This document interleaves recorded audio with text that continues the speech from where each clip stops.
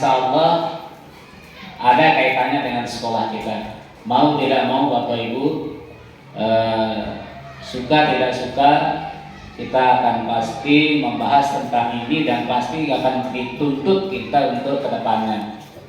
Sehingga walaupun untuk kami mengambil video sebagai aksi nyata di modul 1.4 terkait dengan budaya positif.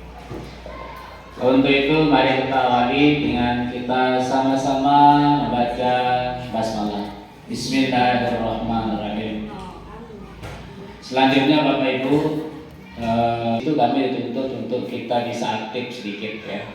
Jadi walaupun kami bukan orang hebat yang di depan ini, dan mungkin Bapak Ibu lebih daripada kami, tetapi insya Allah ini juga bagian daripada kita berbagi pengetahuan.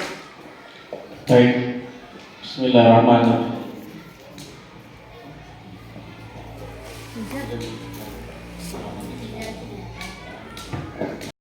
Assalamualaikum warahmatullahi wabarakatuh. Salam bahagia Bapak Ibu guru. Izinkan kami pada saat ini akan menyelesaikan tugas guru penggerak pada modul 1.4A.9 ini, yaitu tentang aksi nyata budaya positif di sekolah.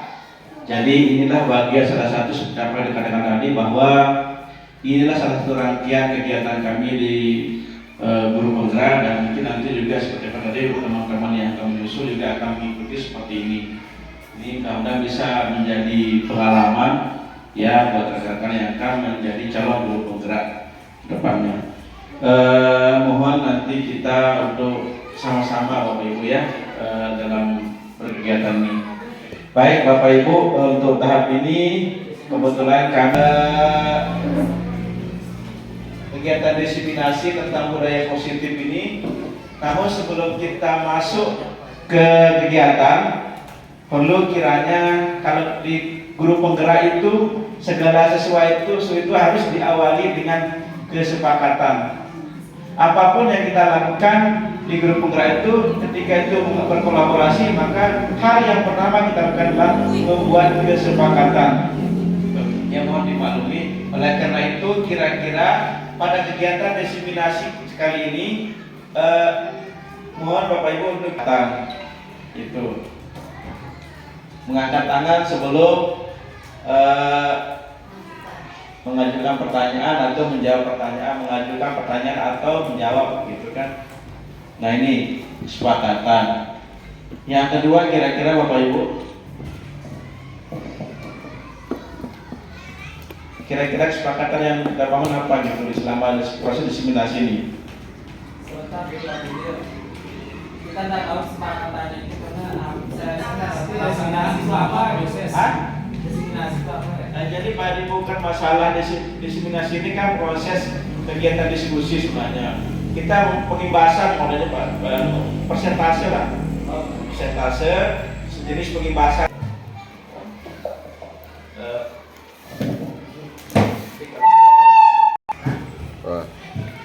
Tidak berbicara sendiri selama proses diskusi berlangsung. Tidak berbicara sendiri selama proses diskusi berlangsung dari Bupan. Ada yang lain? Ada yang lain? Ini seperti biasa lah. Ini kita belajar bagaimana kesepakatan yang bisa kita lakukan setelah proses. Kira-kira apa yang biasa Bapak Ibu lakukan selama berkegiatan? Minta izin sebelum meninggalkan ruangan. Ya, meminta izin sebelum meninggalkan ruangan. Jika proses kegiatan berlangsung. Meninggalkan izin. Minta izin sebelum meninggalkan. Oke. Ini yang ketiga, ada yang lain? Apa lagi kira-kira?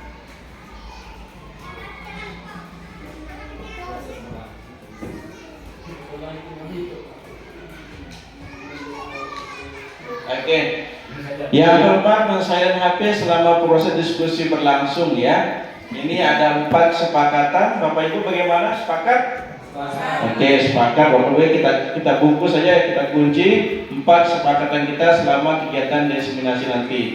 Baik, itu aja. Silakan mungkin kita bisa lanjut Bapak Ibu ya, terkait dengan budaya positif ini. Nah, untuk kegiatan pertama kita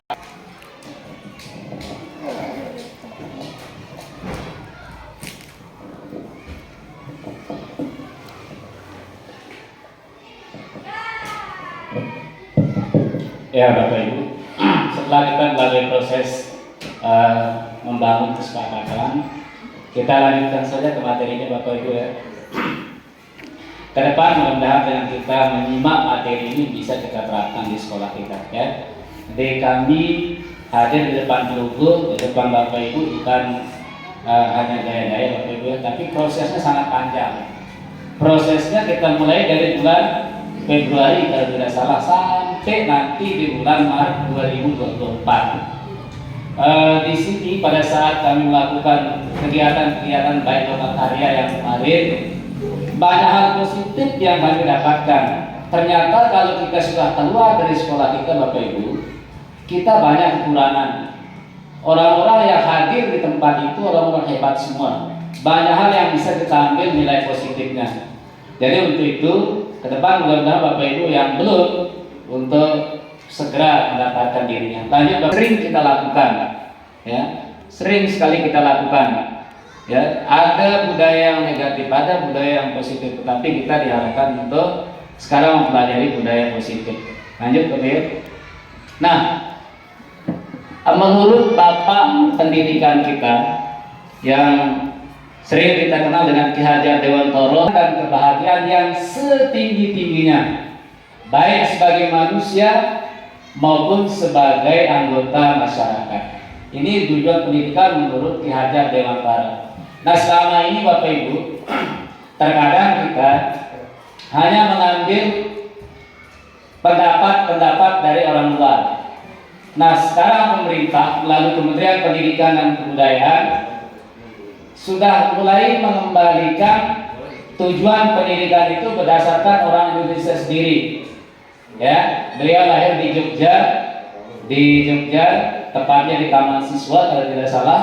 Nah, kemudian beliau sudah merumuskan tujuan seperti yang sudah kita sebutkan tadi. Nah, oleh karena itu, pendidik itu hanya dapat menuntun tumbuh dan hidupnya kekuatan kodrat yang ada pada anak-anak agar dapat memperbaiki lakunya, bukan dasarnya hidup dan kekuatan kodrat anak. Nah, pada saat kami diberikan materi Bapak Ibu, kalau dulu kita sering mendengar anak itu lahir seperti kertas putih katanya, ya, kayak kertas putih yang kosong masih suci. Ternyata hal tersebut oleh para ahli sudah mulai dibantah. Seorang anak itu lahir, dia sudah memiliki garis-garis yang masih samar.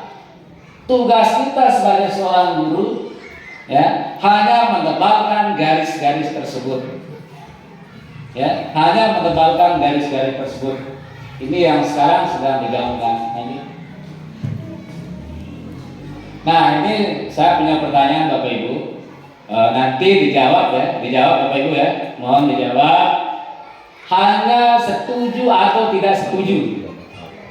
Hanya setuju atau tidak setuju? Yang pertama, pertanyaannya, hukuman dapat mendisiplinkan anak.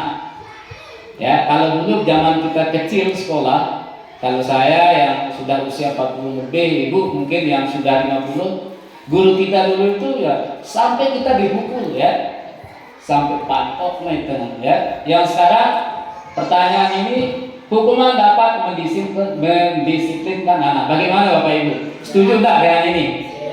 Ya? Tidak ya? Ya. Setuju. Ada yang setuju, ada yang tidak setuju. Ya, kalau yang setuju mohon satu orang memberikan kami alasannya. Ayo, Pak Jum misalnya. Kalau kita lihat dari pertanyaannya, apakah hukuman dapat mendisiplinkan anak? Pada faktanya kan kadang-kadang iya. Kalau nggak dihukum nggak bakalan disiplin. Kalau misalnya cuma kamu besok jangan gitu lagi ya, pasti besok gitu lagi ya. Tapi kalau ada hukuman misalnya kalau kamu nggak masuk besok, kamu harus misalnya paling sadis misalnya, kamu harus bersihkan WC. Biasanya dia takut dan tidak akan melakukannya lagi. Kalau cuma bilang kamu nggak boleh kayak gitu, itu nggak baik, besok biasanya sehari ya lakukan lagi gitu. Jadi faktanya untuk instan gitu ya, kalau instannya itu ya faktanya iya itu hukuman bisa mendisiplinkan anak pada suatu kasus ya. Tapi kalau tidak semuanya sih, tapi pada beberapa poin ya benar gitu. Kalau menurut saya gitu. Terima kasih. Assalamualaikum warahmatullahi wabarakatuh. Ya, terima kasih Pak Guru Jumenep ya. Ada yang berpendapat, Pak Guru tadi, hukuman dapat mendisiplinkan anak, ya. Tetapi pada kasus-kasus tertentu, ada juga Bapak Ibu yang tidak setuju. Mari Bapak Ibu yang tidak setuju, mohon berikan alasannya supaya kita tahu ya. Jadi bagaimana kita ke depan terhadap anak-anak kita terutama di sekolah itu bisa kita mulai dari sekarang. Mari Bapak Ibu yang tidak setuju, misalnya siapa? Pak Suryadi misalnya ya, mau.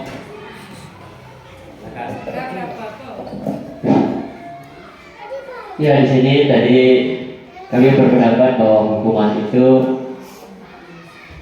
tidak dapat mendisiplinkan anak, karena kan kita tahu dua jenis hukuman, ada yang fisik sama yang non fisik ya. Karena anak-anak ini ya sebenarnya walaupun kita hukum baik fisik maupun tidak fisik, efeknya itu tidak bertahan lama. Pada saat itu saja efek itu akan terasa, tapi besoknya tidak akan terasa. Artinya kalau hukuman ini diterapkan kepada anak-anak didik kita, pandangan saya ya tidak akan efektif, karena menyangkut faktor kedewasaan siswa itu sendiri. Kalau kita orang dewasa kalau dihukum, pasti kita akan ingat seumur hidup. Coba kita lihat anak kita. Mohon maaf kalaupun kita pukul sudah, saat itu dia akan mengangguk, tapi setelah itu tidak akan terasa, bahkan mereka tidak akan ingat bahwa mereka itu pernah dipukul oleh pak gurunya. Begitu, terima kasih. Pada kasus tertentu bisa saja itu mendisiplinkan ya. Kemudian tetapi tidak semua kesalahan anak itu kita bisa disiplinkan dengan cara menghukum ya. Nanti mungkin lebih lanjut akan dipaparkan. Yang kedua pertanyaannya Bapak Ibu, pemberian hukuman dengan hal positif seperti membaca atau membersihkan halaman sekolah dapat meningkatkan disiplin anak. Bagaimana Bapak Ibu? Setuju nggak? Setuju? Ya, setuju ya? Ya. Hah? Ada yang tidak setuju? Oke, lanjut Pak Jum. Apa anunya? Ini tergantung lagi ya. Nah mungkin kan saya hukum Pikachu dan suruh membaca gitu kan. Jadi untuk beberapa kasus seperti itu menyesuaikan gitu. Kalau menurut saya, ayo Kak, saya hukum kamu membaca. Anaknya kan belum bisa baca. Kelas 1, kelas 2 bisa nggak dia baca? Kan enggak kan? Jadi kalau menurut saya ya tergantung lagi jenis treatment yang bisa kita lakukan. Jadi kalau menurut saya itu bisa menyesuaikan. Tapi kalau membaca ini sangat efektif untuk kelas-kelas yang sudah. Tetapi gini dah, kita mikirnya ya, finger itu. Betul, ada beberapa anak saya juga hukum, saya berikan hukum berupa membaca. Masihnya jamaah cuman membaca sudah itu hukumnya. Di ADD mereka lakukan lagi loh itu, misalnya contoh nih. Yusri ya, ini saya sebut aja, inisial ya Y, inisialnya Y di murid saya ini. Satu hari ya, dari satu yang hampir datang duluan. Oke, Yusri ini dia tidak masuk, misalnya sehari, kenapa kamu nggak masuk? Oh ya kebetulan alasannya pokoknya nggak bisa diterima gitu. Terus saya hukum dia menulis satu papan dengan saya suruh nulis nih anak ini pokoknya banyak satu halaman saya suruh nulis di depan tanpa saya hukum, tanpa saya maksudnya hukum fisik ya, tidak saya pukul, tidak saya secara verbal nggak ada seperti itu. Saya suruh nulis di papan satu halaman, 2-3 hari dia ulang lagi. Jadi saya merasa untuk anak ini belum pas kalau membaca kita sebagai hukumannya. Jadi mungkin saya akan pilih treatment yang lain untuk anak yang seperti ini. Tetapi ada salah satu anak, misalnya kita suruh dia membersihkan halaman saja, besoknya dia sudah tidak ulang lagi. Misalnya gini, yang tidak misalnya hari ini jadwalnya membersihkan kelas, tapi dia tidak membersihkan kelas.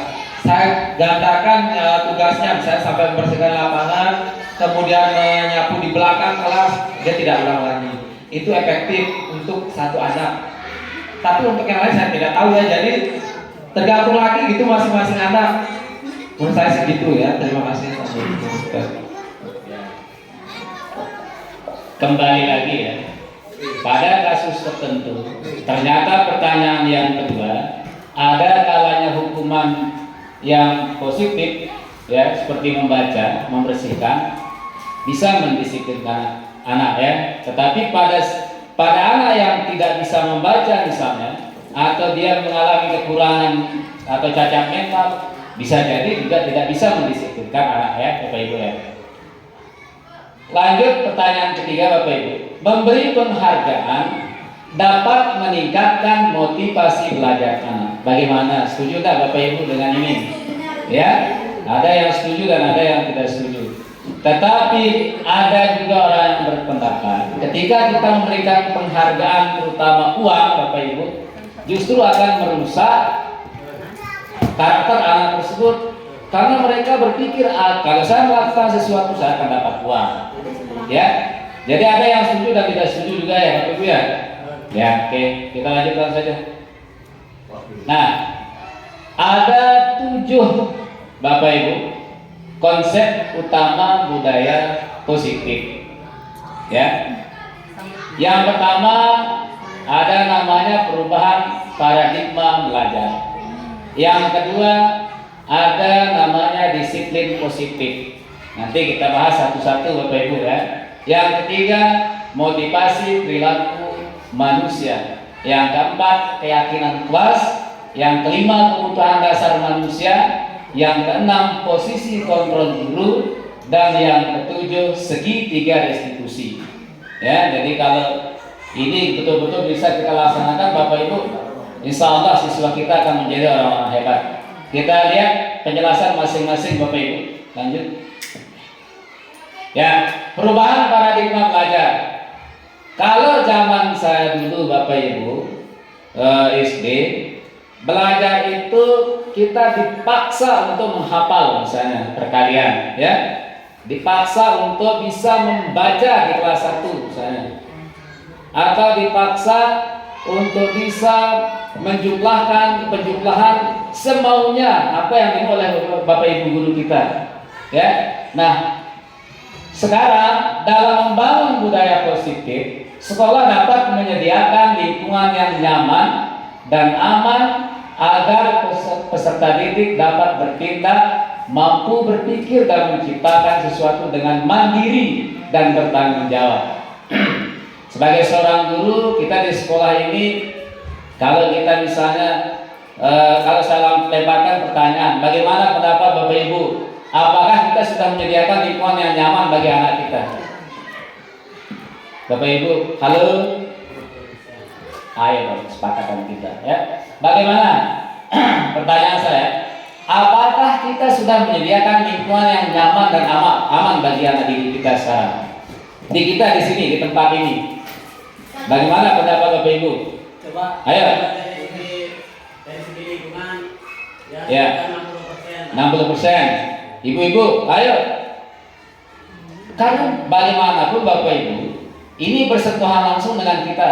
Mohon maaf, bukan sekedar kami hanya menampilkan, tetapi kita ingin membangun semua itu ke depannya di sekolah kita. Ya, apalagi dengan kita diberikan dana bos yang berbeda dari sekolah lain, mau tidak mau Bapak Ibu kita harus melangkah dibandingkan sekolah yang lain. Nah, pertanyaan saya Bapak Ibu ya, apakah kita sudah menyediakan lingkungan yang nyaman dan aman terhadap anak didik kita? Sebagian sudah, sebagian belum. Ayo, mana misalnya dicontohkan?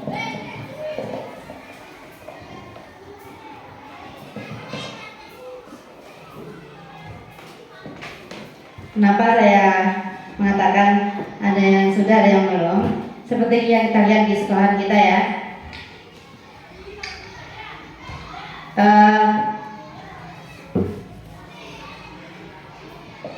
Dalam contohnya dalam kedisiplinan atau dalam tanggung jawabnya dalam sekolah, siswa itu sampai detik ini ada kemajuannya gitu.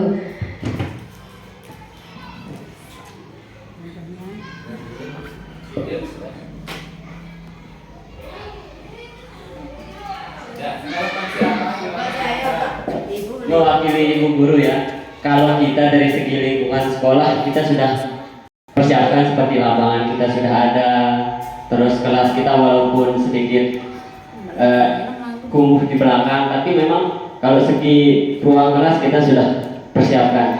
Tapi kalau bagaimana dengan alat-alat pendidikan kita seperti buku paketnya masih kurang, terus alat peraga dalam proses pembelajaran yang kurang, itu yang mungkin sedikit menghambat kita dalam proses pembelajaran. Kalau dari segi lingkungan, alhamdulillah anak-anak kita sudah nyaman dan sangat nyaman sekolah di sini. Bahkan dalam segi kegiatan olahraga, kegiatan yang lain-lainnya sudah mereka, bahkan ekstrakurikulernya sudah berjalan dengan lancar.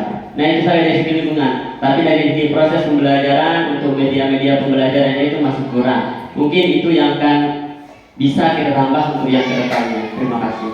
Terima kasih Pak Guru ya. Kalau dari sisi lingkungan ini sudah bisa dikatakan kita sudah nyaman ya, nyaman dan aman. Tidak pernah terjadi kasus-kasus yang seperti di sekolah lain ya. Kasus contohnya pemukulan sampai berdarah-darah. Kasus yang terbaru kemarin misalnya sampai kepolisian misalnya ya di daerah lain. Ya kita sudah luar biasa. Kita lanjut Bapak Ibu. Disiplin sangat erat kaitan dengan peran guru sebagai pengontrol. Di sini nanti akan dijelaskan di penjelasan berikutnya Bapak Ibu ya. Boleh bertanya? Ya, nanti di Oh iya. ya.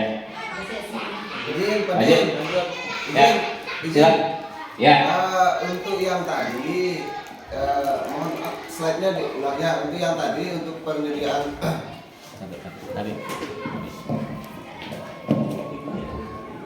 untuk yang tadi sekolah dapat menyediakan lingkungan yang nyaman dan aman. Ini kan dua kategori. Yang nyaman dan aman ini kan kebutuhan siswa baik dari segi sarana dan prasarana. Yang aman ini termasuk dia hak dan kebutuhan siswa dalam proses belajar mengajar. Terus kenyamanan ini termasuk dia dari hak dan kebutuhan siswa dari segi sarana dan prasarananya. Terlihat dari sarana dan prasarana, kalau kita mengambil dari standar penyediaan sarana dan prasarana, ini sekolah kita ini masih bisa dikatakan minim, terutama dari kebutuhan siswa yang harusnya di sini yang jadi PR kita pertama siswa itu sendiri bagaimana untuk disediakan air minum di kelas, terus yang kedua jarak kantin dengan tempat siswa bermain. Ini kalau hujan kan otomatis siswa akan basah. Terus adapun dari segi sana lagi media tempat cuci tangan. Siswa di kelas memang sudah disediakan dalam bentuk ember. Namun tempat cuci tangan bersama itu kan masih sangat minim.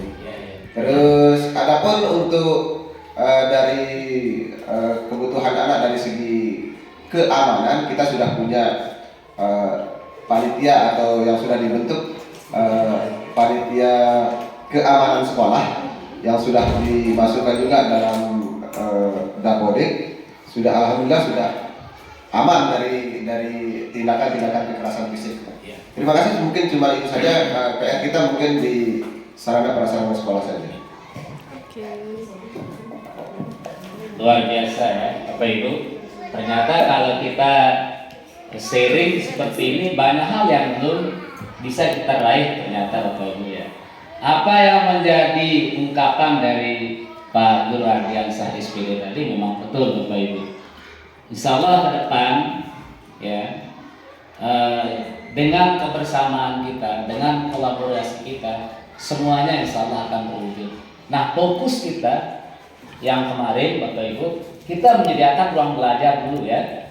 Ya, alhamdulillah walaupun seperti itu sudah bisa dimanfaatkan. Mudah-mudahan nanti kedepannya Pak Guru ya bisa terus kita tingkatkan, insya Allah ya. Kemudian mari Bapak Ibu sedikit kita mencoba. Di sini ada sedikit tugas ringan bagi kita Bapak Ibu. Saya baca. Anda dan teman Anda akan melakukan kegiatan coba buka. Cobalah buka. Bayangkan Anda A, Bapak Ibu. Anda A, tugas Anda mengepalkan salah satu tangan Anda. Ya. Coba Anda bayangkan bahwa Anda sedang menggenggam sesuatu yang sangat berharga di dalam kepalan tangan Anda. Anda perlu menjaga benda tersebut sekuat tenaga Anda karena begitu pentingnya bagi hidup Anda ya. Nih, kita kalau misalnya Ibu Guru Mariana adalah A, dia menggenggam tangannya sekuat mungkin. Di dalam tangannya ada sesuatu yang berharga. Ya, berharga. Kemudian ada sebagai B ya, misalnya di sebelahnya ada B. Kalau misalnya Yunda A, Nopi B. Nah, tugas B atau rekan Anda membuka tangan dengan segala cara untuk membuka kepalan tangan Anda. Teman Anda boleh melakukan beberapa cara, membujuk, merayu, mengintimidasi, menghardik, memarahi, menggoda, menggelitik, bahkan menawarkan Anda iming-iming yang menggiurkan agar Anda membuka kepala tangan Anda. Ya, kita bayangkan Bapak Ibu, ini kepala tangan kita di sini kalau kita contohkan barang, misalnya Bapak Ibu ya, emas itu berharga tak Bapak Ibu? Nah, kira-kira kalau kita punya emas kemudian mau diambil oleh orang lain, kira-kira kita akan pertahankan nggak Bapak Ibu? Ya. Jadi ketika misalnya kita sudah mempunyai sesuatu yang berharga dalam diri kita, maka sulit akan kita lepaskan. Ya, ini sedikit ilustrasi saja Bapak Ibu ya. Lanjut.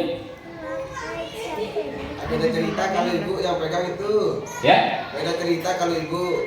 Ya. Meskipun itu emas yang digenggam, kalau dirayu nanti. Iya. Nah, Bapak Ibu, tergantung kebutuhan. di sini seorang ahli berpendapat, kita juga nggak tahu dari mana orangnya ya. Namanya Dr. William Glasser tentang ilusi kontrol.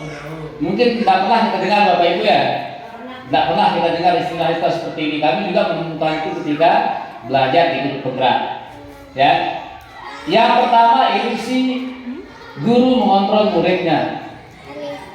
Yang kedua, ilusi bahwa semua penguatan positif, efektif dan bermanfaat. Kalau ilusi itu apa sebenarnya? Hah? Bayang-bayang semu, khayalan semata, sesuatu yang sulit diwujudkan kayaknya ya. Angan-angan. Tidak akan pernah nyata ya. Hanya bayang-bayang ya, bayang-bayang saja ya, ilusi.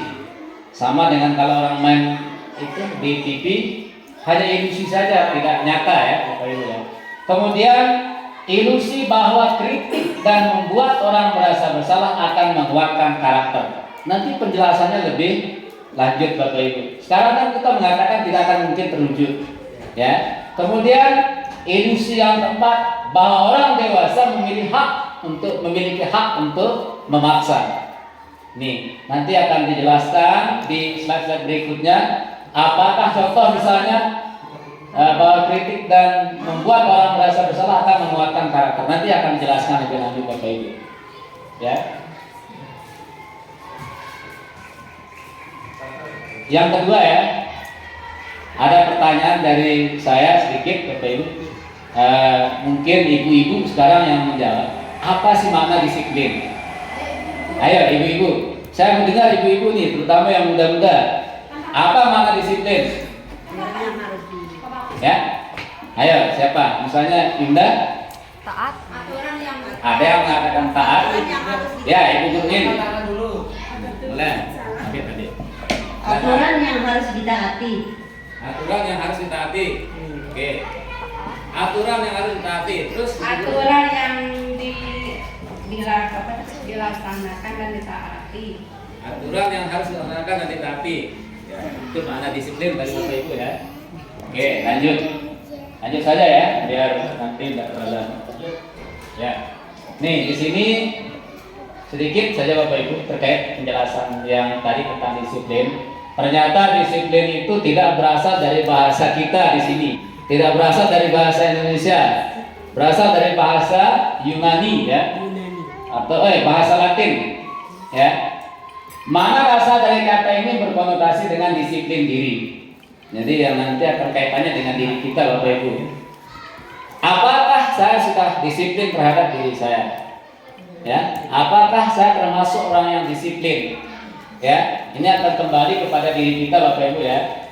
Kemudian disiplin diri membuat orang menggali potensinya untuk menuju sebuah tujuan atau apa yang dia hargai.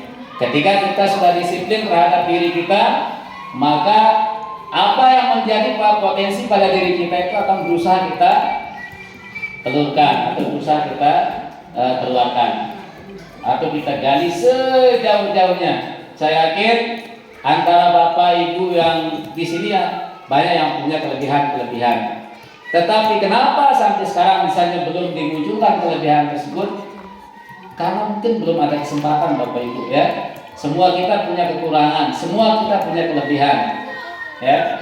Kemudian dalam budaya kita, disiplin bermakna sesuatu yang dilakukan seseorang kepada orang lain untuk mendapatkan kepatuhan. Contoh misalnya kepala sekolah mengharuskan kita jam 7 datang ya. Misalnya seperti itu. Lanjut saja gitu ya. Ada yang mengatakan ketegasan. Oh iya, bagus. Tegas. Tegas dalam artian yang apa Bu Guru misalnya? Dalam misalkan kayak pemimpin dari sekolah. Ya. Kan itu bermakna tegasan. Ya. Dan di sini pun tegasan. Ya. Kalau Ibu tadi mengatakan tegas ya, tegas, tidak apa-apa.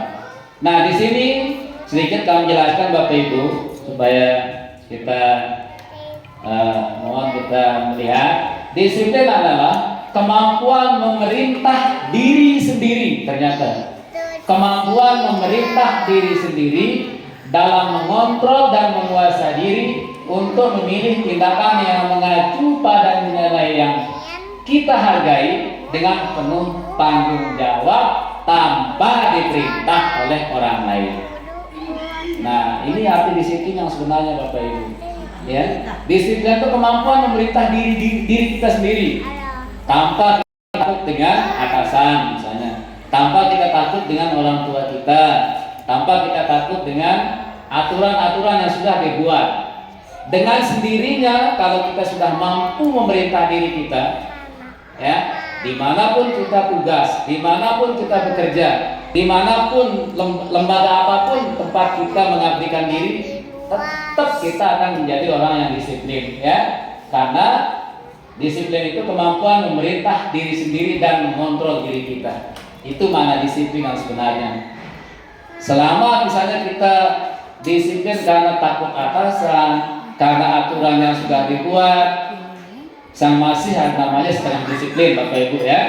Ya.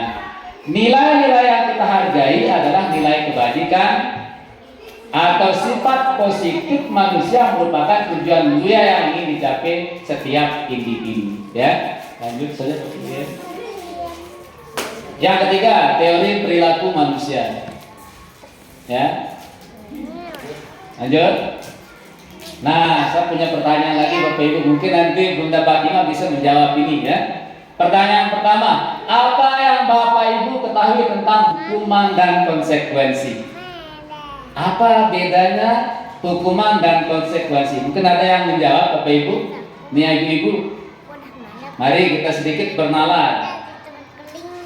Kita kan dulunya bisa menyebut, oh ini hukumannya, ini konsekuensinya. Sekarang mari Bapak Ibu sedikit, apa yang Bapak Ibu ketahui tentang hukuman?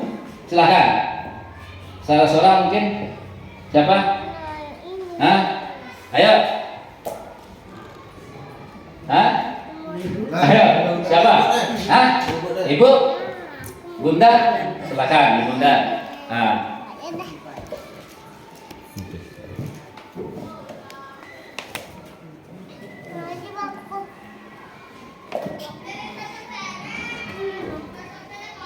Tentang hukuman ya.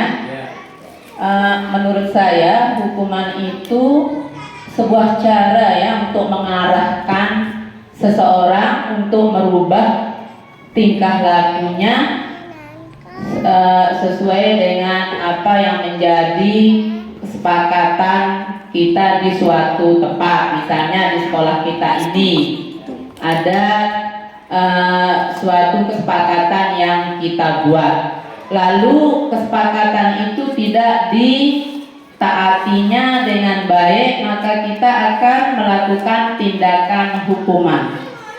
Ya, jadi menurut saya hukuman itu sebuah cara untuk merubah tingkah laku seseorang agar ia menjadi lebih baik dari sebelumnya. Iya, bagus. Luar biasa Bunda ya. Kalau Bunda tadi mengatakan hukuman itu adalah cara, ya Bunda ya. Iya. Secara singkatnya adalah cara, ya. Cara. Nah, mungkin nantilah kita lihat penjelasannya Bapak Ibu. Yang penting sekarang dalam mindset kita hukuman itu adalah cara gitu ya. Nah, apa itu konsekuensi? Mungkin ada yang mau menjawab, silakan. Konsekuensi menurut saya. Ya.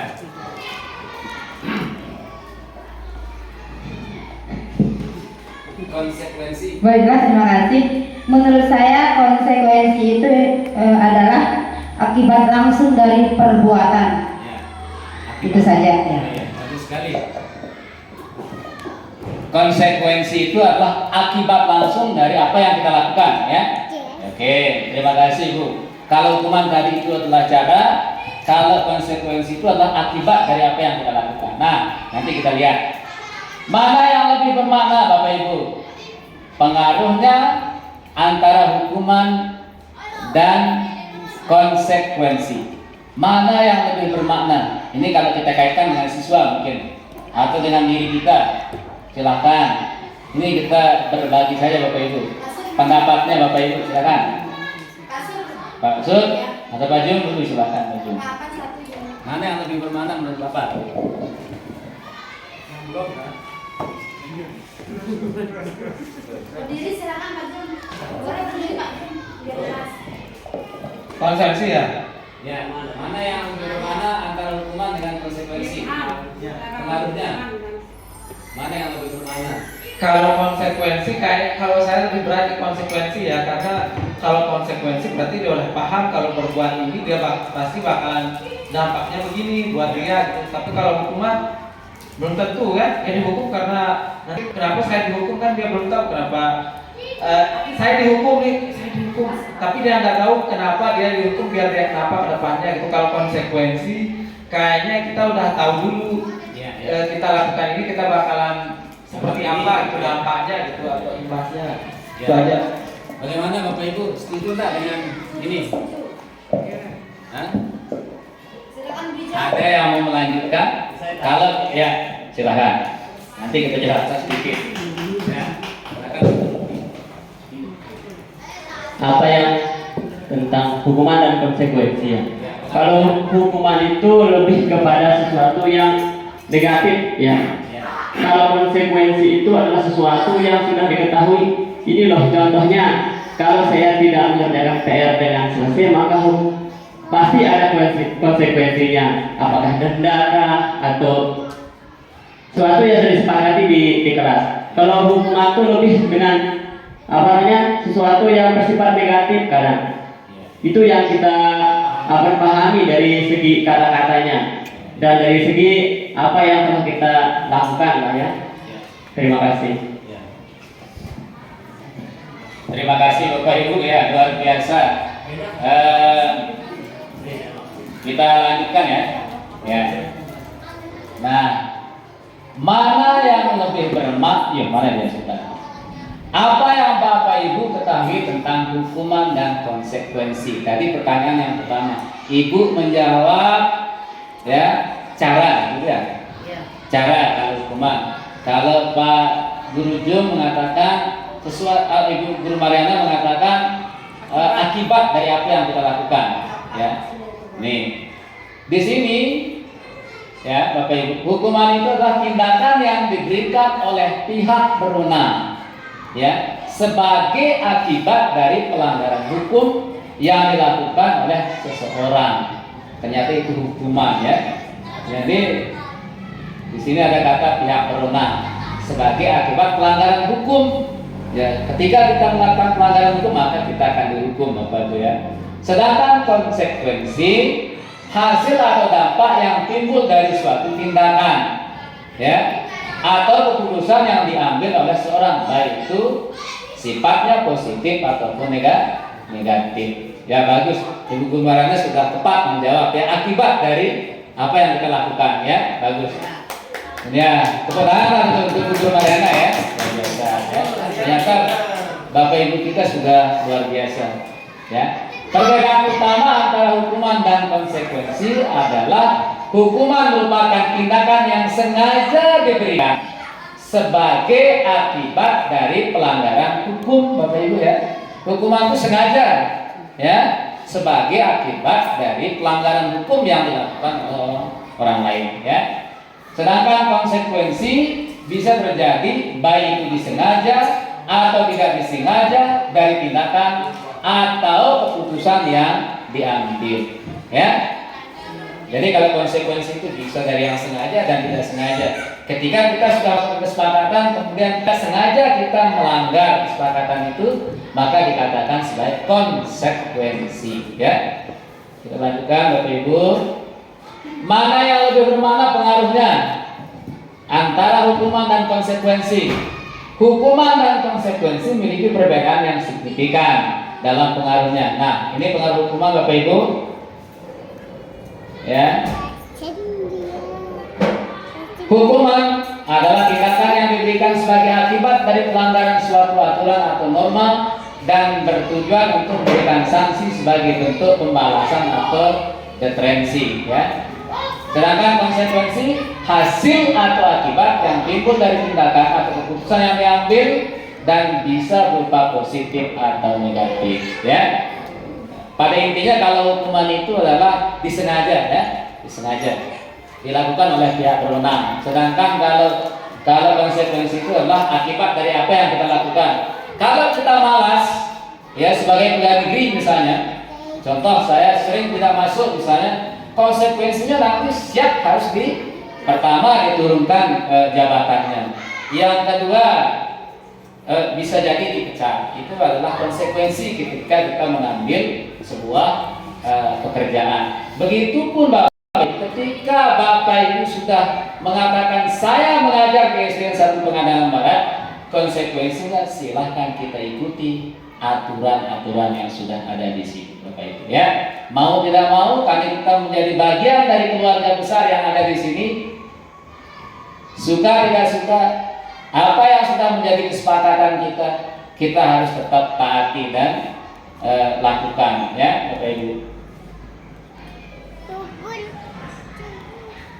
Nah ini yang ketiga, semua perilaku memiliki tujuan. Mungkin berikutnya nanti Bapak Ibu sama Pak Guru Ustaz Pihir ya. Semua perilaku memiliki tujuan. Teori motivasi perilaku manusia ya. Nih Bapak Ibu, nomor 1, untuk menghindari ketidaknyamanan atau hukuman. Apa yang akan terjadi jika saya tidak melakukannya? Ini kaitannya tadi, masih dengan yang tadi ya Bapak Ibu ya. Untuk mendapatkan imbalan dari orang lain. Nah yang pertama ini masih dalam motivasi eksternal namanya. Masih motivasi dari luar. Ketika kita melakukan sesuatu, contoh misalnya saya harus rajin datang pagi-pagi, saya harus ikut bersama anak-anak untuk apel upacara bendera, saya harus berpakaian sesuai dengan ketentuan sekolah. Karena kata kita dalam hati, saya ingin menghindari ketidaknyamanan. Ketika dilihat teman kita sendirian, kita tidak seragam, kan tidak nyaman kita Bapak Ibu ya. Itu masih dalam kategori motivasi eksternal. Yang kedua, untuk mendapatkan imbalan dari orang lain. Saya harus ikut guru penggerak supaya saya dibilang hebat, saya dibilang menjadi, atau saya ingin jadi kepala sekolah misalnya. Kalau masih ada tujuan-tujuan kita seperti itu, maka itu termasuk juga motivasi eksternal. Atau kita dipaksa-paksa oleh bapak kepala sekolah, ayo misalnya, belum masih motivasi eksternal. Atau misalnya saya yang kuliah lagi misalnya, supaya saya dapat bergelar MPD, nanti disebut ketika saya masuk ke suatu tempat, MPD orang ini katanya misalnya, bukan, berarti itu masih motivasi eksternal ya. Nah yang ketiga, untuk menghargai diri sendiri Bapak Ibu. Ya, kalau kita ingin dihargai orang lain, maka hargai diri kita Bapak Ibu ya. Sekali lagi, kalau kita ingin dihargai oleh orang lain, mari kita menghargai diri kita sendiri. Saya akan menjadi orang yang seperti apa jika melakukannya. Nah, kalau kita menghargai diri sendiri apa? Ini saya akan menjadi orang seperti apa Bapak Ibu. Dan inilah yang dinamakan dengan motivasi internal dari dalam diri Bapak Ibu ya, tanpa dipaksa oleh siapapun, tanpa dipaksa oleh atasan, oleh teman, oleh rekan yang lain ya. Nih saya ya. Nih nanti mungkin Bapak Ibu ini berkaitan langsung dengan kita yang selaku wali kelas Bapak Ibu ya. Terkait dengan keyakinan kelas. Nih, pertanyaannya, mengapa tidak peraturan saja? Mengapa harus keyakinan kelas? Ya, mengapa kita memiliki peraturan harus datang tepat waktu pada saat mengikuti pelatihan? Pertanyaannya, kenapa kita harus datang tepat waktu ke sekolah misalnya? Ya, mengapa kita memiliki peraturan harus menggunakan helm bila mengendarai kendaraan roda 2? Saya yakin kali ini jawabannya Bapak Ibu sudah tahu ya. Ya, untuk menghindari ditilang polisi misalnya, atau justru kita sadar bahwa itu untuk keselamatan kita ya. Kemudian mengapa pada saat COVID-19 dulu kita memiliki peraturan 3M, mencuci tangan, menggunakan masker, dan menjaga jarak Bapak Ibu ya. Nih lanjutan aja ya. Tidak hanya peraturan yang dibutuhkan dalam membangun sebuah kelas yang baik Bapak Ibu ya. Jadi saya yakin Bapak Ibu di kelas, terutama kita yang wali kelas, kita tidak menginginkan kelas kita itu jelek Bapak Ibu ya. Nah, kita ingin lihat kelas kita amburadul, kelas kita ura-ura dan keruan ya. Saya yakin kita semua ingin kelas yang kita ampu itu adalah kelas yang baik Bapak Ibu ya. Tetapi juga keyakinan. Nah, peraturan bisa diabaikan atau dihindari jika tidak ada keyakinan yang kuat dalam diri individu untuk menghormatinya.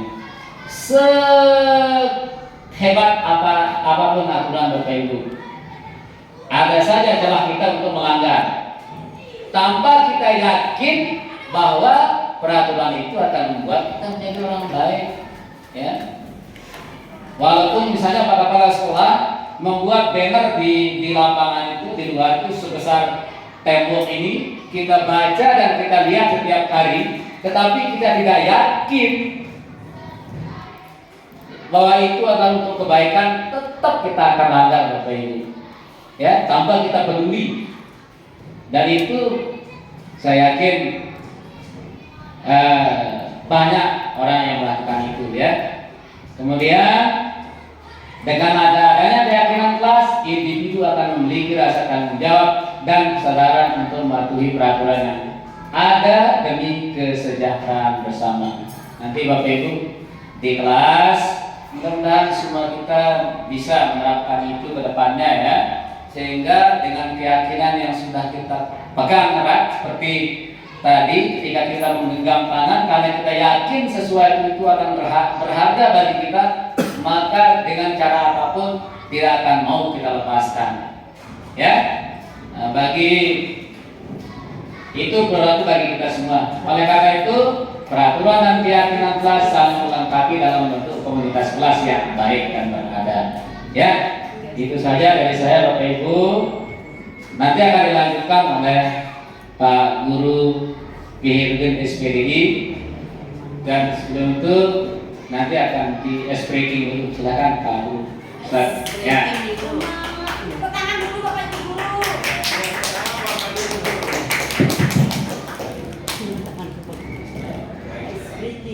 Satu mata saya. Baik, Bapak Ibu, tepuk tangan untuk diri kita sendiri dulu ya. Dan mesti teman-teman lain ya, tepuk tangan untuk diri sendiri dulu. Baik, sebelumnya tepuk 1, tepuk 2, tepuk 3, tepuk 4. Oke, spesifik dulu ya. Sudah mesti kita belajar. Konsentrasi dulu. Baik, tadi sudah kita konsentrasi ya. Untuk konsentrasi, kalau begitu sekarang saya mau coba, betul tidak Bapak Ibu konsentrasi saat ini? Sekarang, mari saya akan membuat permainan hijau dan hitam. Hitam. Oke, Bapak Ibu tahu hijau dan hitam? Tahu. Baik, warna Bapak Ibu ya. Sekarang tentu nama hijau dan hitam pasti harus berpasangan. Dua-dua. Ada yang hijau, ada yang hitam. Nah, coba kita mau berpasangan. Coba berpasangan. Papa sama Bobi. Hijau dan hitam ya. Caranya begini Bapak Ibu. Sekarang tentukan dulu siapa yang menjadi hijau, siapa yang menjadi hitam.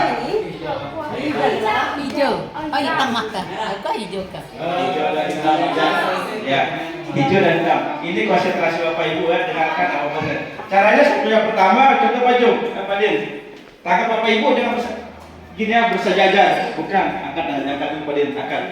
Jadi tangannya sejajar dan berhadapan, jangan terlalu jauh, berhadapan.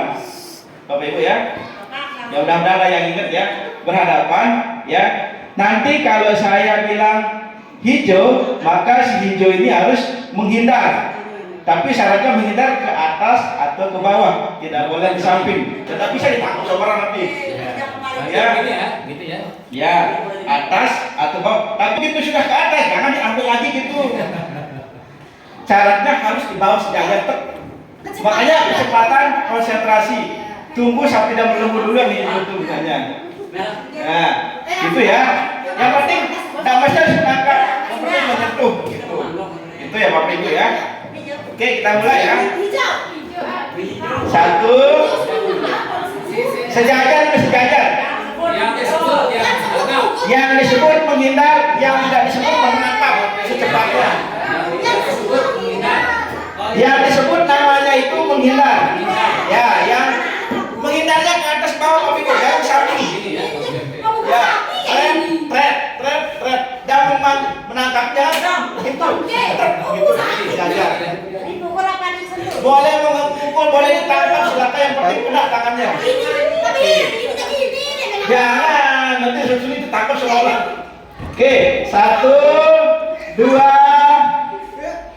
3.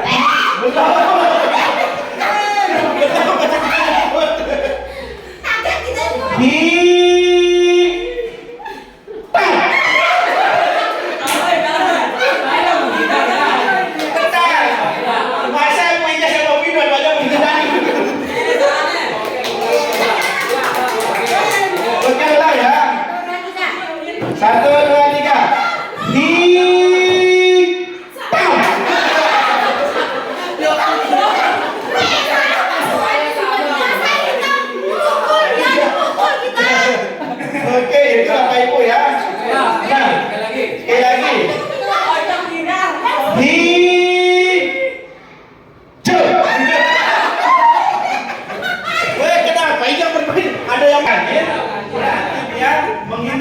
artinya kalau arti ganjil lah. Cuma Pak, saya tidak akan menyebut ganjil. Ini permainan matematika. Contoh tanya 1 ditambah 1 hasilnya berapa? Akan berapa ya? Kita akan langsung menghindar. Jangan disebutkan 2, langsung hindar gitu. Bukan, ini tidak berjumlah penjumlahan. Bisa saya mau berkali-kali. Yang penting adalah hasilnya itu genap atau ganjil. Jangan disebutkan hasilnya, tapi diingat oh ya ini genap itu langsung ya. Oke. Ya. Oke.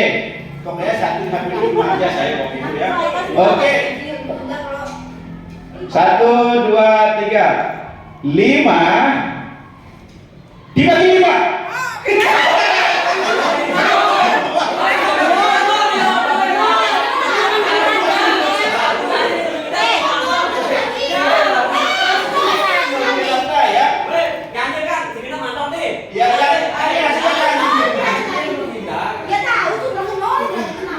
Oke, lagi sekali ya. 1.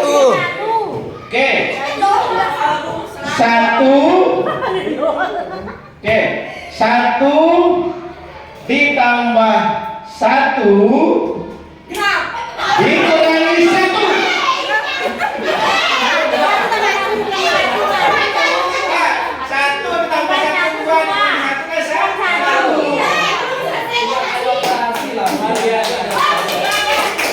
Terima kasih sudah itu ya. Ini adalah permainan otak ya, bagaimana menguji konsentrasi kita, dan ternyata tempat tadi konsentrasi ternyata itu adalah hanya konsentrasi ditepuk, begitu dicoba ternyata banyak yang tidak konsentrasi gitu ya. Iya, itu namanya konsentrasi ya. Ada yang saya lihat dua-duanya menghindar. Tidak sadar dan cari. Ya. Ada yang menghindar ke arah 1, ada yang sapi, siapa yang menangkap? Oke, baik Bapak Ibu ya. Sekarang kita lanjut. Bapak Ibu ya. Ini adalah sebagai intermezzo saja ya. Ini selanjutnya tadi sudah dijelaskan bagaimana membangun sebuah lingkungan yang positif, artinya bagaimana kita itu membangun sebuah budaya positif khususnya di lingkungan sekolah kita. Tentu Bapak Ibu sudah paham ya, mengerti tentang budaya positif itu. Budaya itu apa, positif itu apa. Itu tidak akan saya jelaskan kembali karena sudah dijelaskan oleh saudara kita Pak Masrudin. Ini adalah bagian daripada yang selanjutnya saya akan jelaskan bagian dari konsep inti pelaksanaan penerapan budaya positif yang salah satunya di sini adalah kebutuhan dasar manusia. Ingat Bapak Ibu, tentu kita percaya atau tidak percaya bahwa setiap manusia itu punya kebutuhan. Segala tindakan kita, segala upaya kita yang kita lakukan tentu memiliki tujuan Bapak Ibu. Saya yakin mau dia negatif maupun positif, tindakan kita itu pasti ada tujuannya. Yaitu apa? Bagaimana kita itu bisa memenuhi kebutuhan dasar kita. Pada konsep kali ini, saya akan mencoba memaparkan 5 kebutuhan dasar yang dipaparkan oleh seorang psikolog dari Amerika, yaitu yang tadi Dr. William Blazer ya. Ini adalah yang mencetus 5 kebutuhan dasar manusia. Bapak Ibu sekali lagi, 5 kebutuhan dasar ini bukan berarti peak final. Kalau memang Bapak Ibu punya penemuan baru silahkan bisa diterapkan lagi. Tapi ini dulu yang kami tahu dulu di selama pendidikan guru penggerak, yaitu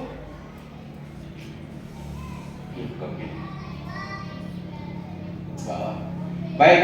Kalau kita gambarkan secara diagram ini ya, di kanan ada 5 kebutuhan dasar manusia. Ya, rata-rata 5 kebutuhan dasar itu adalah intinya bagaimana manusia itu bisa mempertahankan hidup. Bagaimana mempertahankan hidup. Ingat, kebutuhan kita memenuhi kebutuhan dasar adalah bagaimana memenuhi kebutuhan mempertahankan hidup. Yang pertama di sini di tengah-tengah ini adalah tidak jelas Bapak Ibu ya, mempertahankan kebutuhan hidup, yaitu kebutuhan hidup. Yang kedua, bagaimana kita itu bisa menjadi orang yang dicinta dan dikasih sayang. Tentu setiap tindakan itu pasti ada tujuannya. Yang ketiga, bagaimana kita itu melakukan sesuatu untuk mencari kesenangan, mendapatkan kesenangan. Yang ketiga, setiap orang melakukan tindakan itu bagaimana dia bisa mendapatkan kebebasan. Yang terakhir adalah bagaimana dia itu bisa mendapatkan penguasaan. Nah, dari kelima kebutuhan dasar ini, Bapak Ibu, nanti kita akan rincikan secara bertahap. Kertas kebutuhan kita sudah Bapak Ibu baca aja ini ya Bapak Ibu ya. Sekarang kita lanjut aja. Nah ini Bapak Ibu ya. Yang pertama kita akan bahas tentang kesenangan. Ini adalah salah satu kebutuhan yang pasti akan dicari oleh seorang dalam setiap tindakannya. Bapak Ibu dalam kesenangan ini tentu kira-kira menurut Bapak Ibu untuk bidang kesenangannya apa? Bagian apa yang dipenuhi? Fisik, psikologi, sosial, Ya, kebutuhan dasar manusia meliputi fisik, psikologis, dan ada 3 kebutuhan dasar kita ya. Kebutuhan yang harus kita penuhi, baik kebutuhan fisik, psikologis, dan sosial. Ini adalah 3 komponen yang menjadi bahasanya itu apa ya?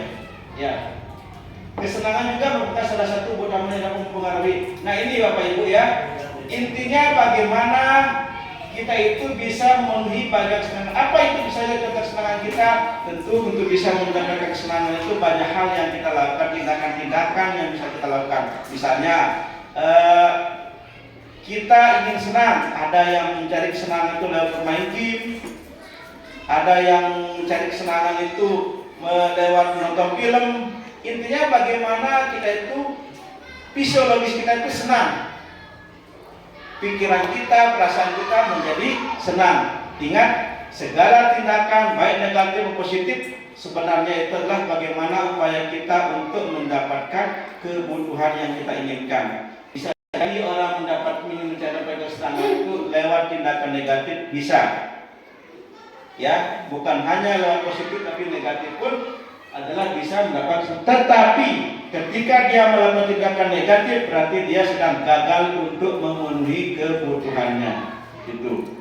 Nah ini Bapak Ibu ya, ini contohnya. Ini ada mendengarkan musik, bermain game, melakukan hobi dan sebagainya. Namun mengingat bahwa kesenangan yang berlebihan juga dapat berdampak negatif terhadap fisik dan psikologis. Hati-hati Bapak Ibu ya. Jadi ketika kita mendapat kesenangan, maka sewajarnya kita untuk melakukan atau bahkan melakukan tindakan-tindakan untuk mendapatkan kesenangan tersebut. Jangan sampai tindakan-tindakan tersebut bisa berpengaruh terhadap kesehatan psikologis maupun fisik kita. Lanjut Bapak Ibu ya. Yang kedua, kebebasan. Ini adalah salah satu kebutuhan dasar seorang manusia ya dalam hidup itu, yaitu tentang kebebasan. Adakah di antara kita ini tidak mau merasa bebas? Tidak ada. Adakah yang hidupnya mau ditekan? Tidak ada. Tidak ada kan? Pasti apa yang kita lakukan itu pasti ingin mendapatkan kebebasan itu. Ya, terhadap kebebasan berkaitan keinginan atau pergerakan diri kita. Oleh karena itu begitu juga dengan siswa kita. Bagaimana kita memandang perilaku-perilaku yang ada pada siswa kita ketika berada di kelas. Jangan sampai kita menjudge lebih dulu tanpa kita tahu apa yang menjadi kebutuhannya pada saat itu. Bisa jadi ketika contohnya anak itu sedang tidur dalam kelas, bisa jadi anak kita itu sedang berupaya untuk mencari kebebasannya, tidak ingin ditekan belajar dalam kelas. Bisa jadi dia ingin belajar dalam kelas, atau bisa jadi dia ingin belajar dengan caranya sendiri. Nah itu adalah sebuah kebebasan Bapak Ibu ya. Nah ini, jadi setiap orang pasti memiliki kebutuhan dasar, yaitu tentang kebebasan Bapak Ibu. Nah bebas berdasarkan terhadap kebebasan berkaitan dengan keinginan kita Bapak Ibu ya. Ini lalu yang ketiga adalah menurut Dr. William Glasser, ternyata manusia itu punya juga kebutuhan dasar, yaitu ingin dicintai, ingin dikasihi, ingin disayangi. Sekarang pertanyaannya, pernahkah kita tuh merasakannya? Pernah. Yakin nggak Bapak Ibu merasakan itu? Selama dalam melakukan sesuatu, terutama yang cewek nih, anak remaja, ketika dia melakukan tindakannya, misalnya dia bersolek, dia berjalan dengan lenggak-lenggok, pasti ada keinginan untuk dicintai dan dikasih sayangi, gitu kan? Ada keinginannya, ingin diterima dia itu, karena itu. Ingin Ya. diperhatikan. Ya, ingin diperhatikan. Ya. Baik. Nanti Bu, jangan itu lagi belakangnya. Ya, cinta dan kasih sayang merupakan hal yang penting untuk memenuhi kebutuhan sosial dan emosional kita. Penting ini Bapak Ibu. Saya yakin Bapak Ibu mau sembunyikan atau tidak, pasti ini nama cinta, kebutuhan cinta dan kasih sayang itu pasti Bapak Ibu merasakannya. Inilah kebutuhan dasar. Ya, bagaimana contoh-contoh dalam realita, contoh tentang kita kasih sayangnya itu misalnya yang tadi sudah saya sebutkan ya, kalau di murid kita mungkin saja dia bermain berlebihan.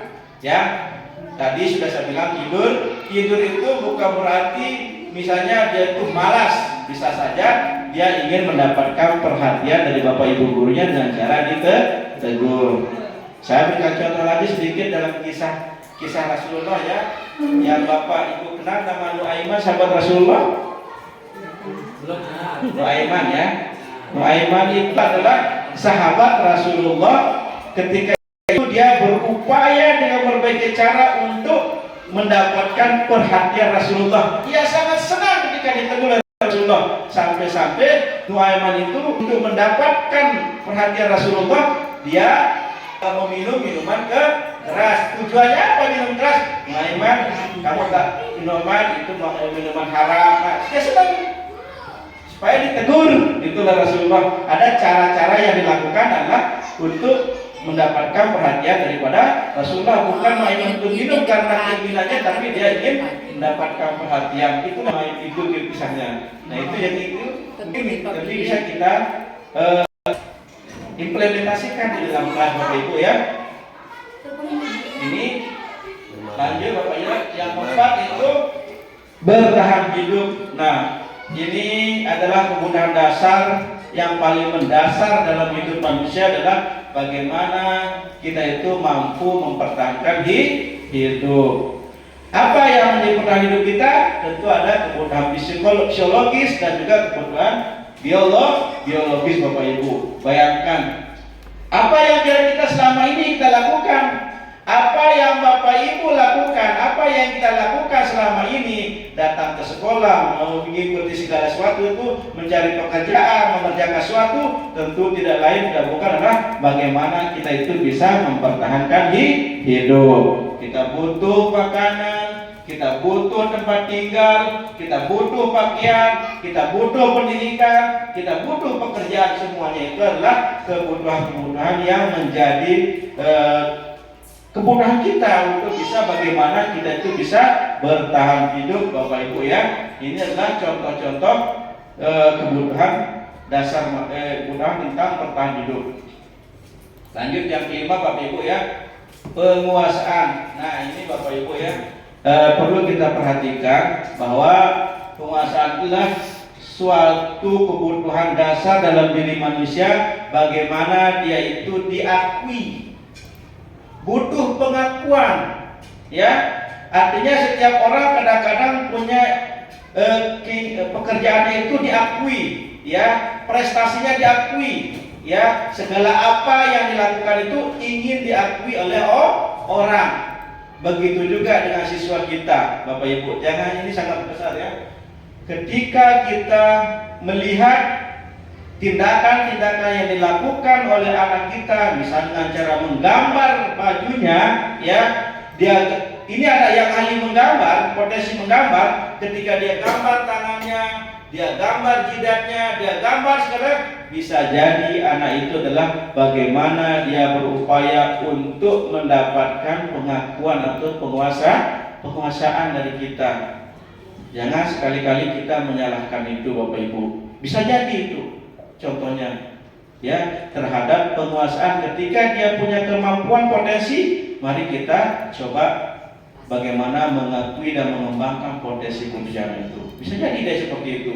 Kadang-kadang tapi kan secara sepintas terkadang kita menyalahkan, menghujat ya, padahal kita tidak sadar bahwa mereka ingin diakui atau mendapat terhadap potensi yang dimiliki. Itulah namanya penguasaan Bapak Ibu. Dia ingin berkuasa. Ada anak yang misalnya nakal, ada anak kita misalnya suka memukul, ya, memukul, menendang temannya itu, bisa jadi dia sedang berada pada bagaimana dia itu berupaya untuk mendapatkan penguasaan untuk diperhatikan oleh gurunya. Ini 5 kebutuhan dasar. Jadi tidak semua kegiatan cuma tadi tindakanlah kesalahan dalam memenuhi kebutuhan dasar. Dan itulah terdapat menjadi tindakan-tindakan negatif Bapak Ibu ya. Nah, oleh karena itu bagaimana kita berupaya memahami, intinya bagaimana Bapak Ibu memahami kebutuhan-kebutuhan dasar tersebut sehingga kita mampu memberikan respon terhadap tindakan-tindakan anak-anak didik kita di sekolah itu. Nah, ini adalah ketika kita sudah mampu memahami konsep materi tentang kebutuhan dasar manusia, maka akan bisa mewujudkan namanya lingkungan yang baik, budaya yang positif. Jadi apa yang kita berikan respon, stimulus respon Bapak Ibu ya, ketika kita sudah berikan respon, kita mampu berikan respon-respon positif dalam rangka membangun budaya positif di sekolah. Ini salah satu cara kita bagaimana memulai membangun budaya positif di sekolah. Ini Bapak Ibu ya. Oke, terus satu.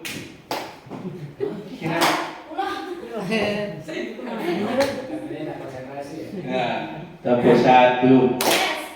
Oke Bapak Ibu, kira-kira pada konsep materi kebutuhan dasar ini ada yang mungkin berdasarkan pengalaman Bapak Ibu selama ini ada yang perlu didiskusikan? Atau mungkin ada yang misalnya terkait dengan selama Bapak Ibu tindakan-tindakan Bapak Ibu yang selama ini dilakukan, ada tak yang berkaitan dengan 5 kebutuhan dasar ini? Ada tak yang perlu ditanyakan? Alhamdulillah ya. Insya Allah yang 5 kebutuhan itu masuk akal ya. Pasti ini kita akan penuhi Bapak Ibu ya. Nanti Bapak Ibu ya terkait dengan konsep inti daripada membangun budaya positif di sekolah itu yang selanjutnya bagaimana kita itu restitusi kontrol atau yang disebut dengan teori kontrol. Ini adalah teori yang dicetuskan oleh Diana Gozen namanya Bapak Ibu ya. Diana Gozen ini adalah seorang psikolog Amerika yang mengembangkan teori William Glasser tentang kebutuhan dasar itu dalam posisi kontrol. Setelah kita paham Bapak Ibu tentang kebutuhan dasar manusia, lalu bagaimana kita itu memposisikan diri kita sebagai guru, sebagai seorang pengontrol. Nah, sebelum kita masuk ke sini Bapak Ibu, perlu saya ingatkan, ini Bapak Ibu ya, sebelum kita masuk ke sini bahwa setiap orang tidak akan mampu mengontrol orang lain, yang mampu mengontrol dirinya sendiri. Ya, tidak ada orang yang mampu mengontrol orang lain. Begitu juga Bapak Ibu tidak punya kuasa untuk melakukan pengontrolan terhadap anak kita. Hanya mereka yang mampu mengontrol dirinya sendiri. Nah, dalam teori restitusi kontrol ini ada 6 posisi kontrol guru khususnya ya. Baik itu guru maupun orang tua sebenarnya, bukan hanya guru ya. Entah kita menjadi orang dewasa, kakak, orang tua, ini intinya umum.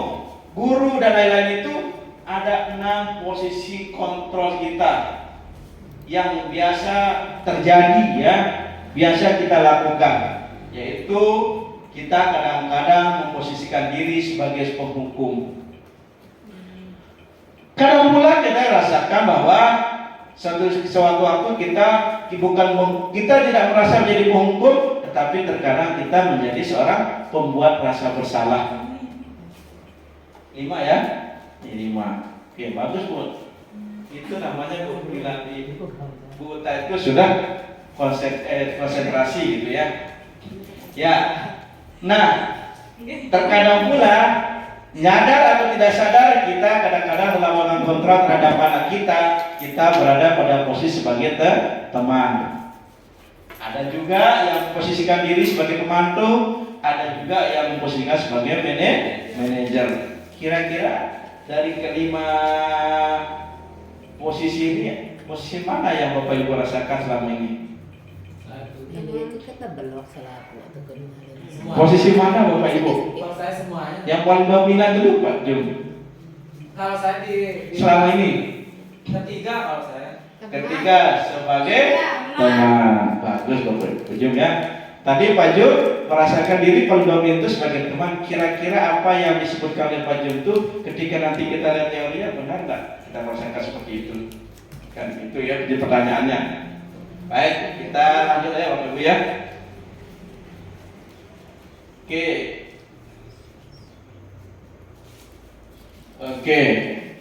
Ini Bapak Ibu sekilas sedikit ya tentang bagaimana seseorang itu berada pada posisi kontrol sebagai penghukum.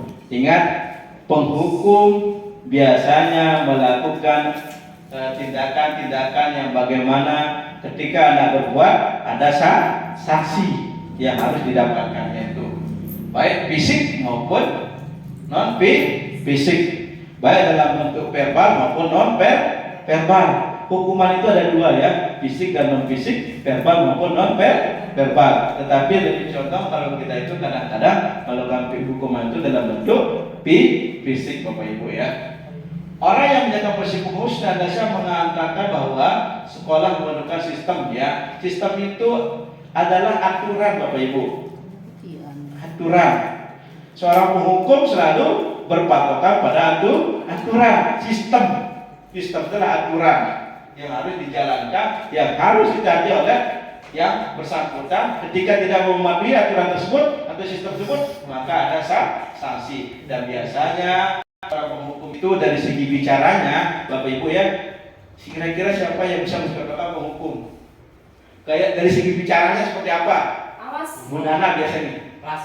Ya. Keras. Kamu dong. Nah, itu kan kamu dong. Patuh aturan saya, awas. Itu ya. Awas. Kalau kamu bermain lagi. Nah, Tapi dia itu kan. Ya, saya ngomong sekarang ya.